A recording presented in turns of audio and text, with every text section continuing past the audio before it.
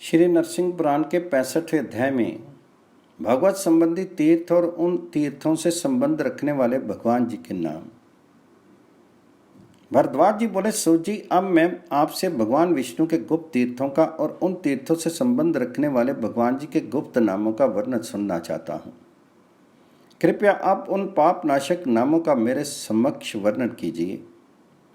सूत जी बोले, एक समय मंदराचल पर विराजमान शंख चक्र गदाधारी देव भगवान विष्णु से श्री ब्रह्मा जी ने पूछा। ब्रह्मा जी बोले, सुरश्रेष्ठ हरे, मुझे तथा मुक्ति चाहने वाले अन्य भक्तों को किन किन क्षेत्रों में जाकर के आपका विशेष रूप से दर्शन करना चाहिए? जगतपते कमल लोचन, आपके जो जो गुप्त तीर्थ और नाम हैं उन्हें मैं आपके ही मुख से सुनना चाहता हूँ। सुरेश्वर, मनुष्य आलस्य त्याग करके प्रतिदिन किसका जप करने से सद्गति को प्राप्त हो सकता है? अपने भक्तों का हित साधन करने के लिए ये बात आप हमें बताइए। तो श्री भगवान जी बोले, ब्राह्मण, तुम सावधान होकर सुनो। मेरे जो गुह नाम और क्षेत्र हैं उन्हें मैं ठीक ठीक बता रहा हूं।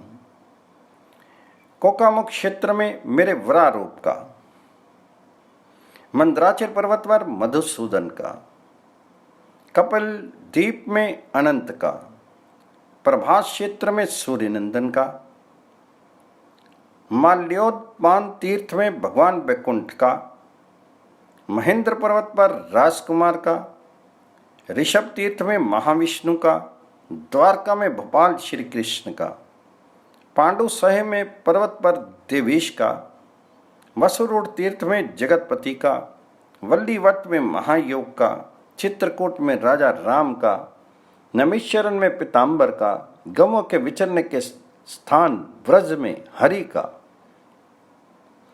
शालग्राम तीर्थ में तपोवास का, गंधमादन पर्वत पर अचिंत्य परमेश्वर का, कुब्जागार में ऋषिकेश का, गंधद्वार में प्योधर का, सकल तीर्थ में गरुड़ ध्वज का, सायक में गोविंद का, वृंदावन में गोपाल का, मथुरा में शंभु भगवान जी का, केदार तीर्थ में माधव का, वाराणसी काशी में केशव का, पुष्कर तीर्थ में पुष्कराक्ष का, ध्रुष्टम क्षेत्र में जयध्वज का, त्रिविंदु वन में वीर का, सिंधु सागर में अशोक का, कसेरट में महाबाहु का, तेजस वन में भगवान अमृत का, विश्वास योग या विशाख योग क्षेत्र में विश्वेश का, महावन में नरसिंह का, हलांगर में रिपुहर का, देवशाला में भगवान त्रिविक्रम का, दशपुर में पुरुषोत्तम का, कुब्जक तीर्थ में वामन का, वितस्ता में विद्याधर का, वरा तीर्थ में धरणीधर का, देवदारू वन में गुह का, कावेरी तट पर नागशाही का, प्रयाग में योग मूर्ति का, प्योष्णी तट पर सुदर्शन का, कुमार तीर्थ में कुमार का, लोहित में हयग्रीव का, उज्जैनी में त्रिविक्रम का, लिंग कोट पर चतुर्भुज का और भद्रा के तट पर भगवान हरिहर का दर्शन करके मनुष्य सब पापों से मुक्त हो जाता है। इस प्रकार कुरुक्षेत्र में विश्वरूप का, मणिकुंड में हल युद्ध का, अयोध्या में लोकनाथ का, कुंडनपुर में कुंडनेश्वर का,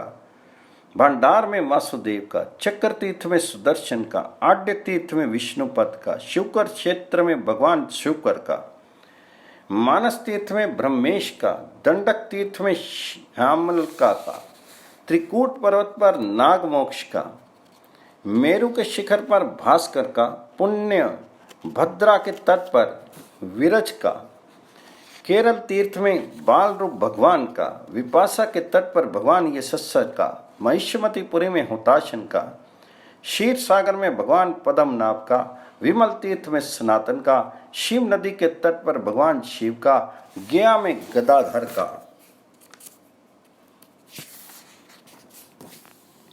और सर्वत्र ही परमात्मा को जो दर्शन करता है वह मुक्त हो जाता है।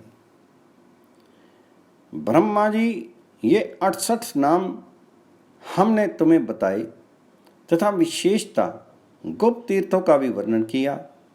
प्रजापति, जो पुरुष प्रतिदिन प्रातःकाल उठ करके मेरे इन गोह नामों का पाठ या श्रवण करेगा वह नित्य 1,00,000 गौदान के फल का भागी होगा और 1,00,000 गौदान का फल पाएगा। नित्य प्रति पवित्र होकर के जो इन नामों का पाठ करता है उसको मेरी कृपा से कभी दुस्वप्न का दर्शन नहीं होता, इसमें संदेह नहीं है। जो पुरुष इन 68 नामों का प्रतिदिन तीनों काल अर्थात प्रातः, मध्याह्न और सायंकाल में पाठ करता है वह सब पापों से मुक्त होकर मेरे लोक में आनंद भोगता है।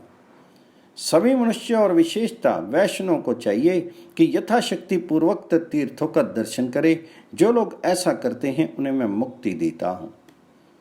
सो जी कहते हैं जो पुरुष सदा और विशेषता एकादशी या द्वादशी को भगवान विष्णु की पूजा करके उनके सामने खड़े होकर के भगवत स्मरण पूर्वक इस स्तोत्र का पाठ करता है वह विष्णु के अमृत पद को प्राप्त कर लेता है। इस प्रकार श्री नरसिंह पुराण में आदि धर्मार्थ मोक्षदायक विष्णु वल्लभ स्तोत्र विषयक 65वां अध्याय पूर्ण हुआ।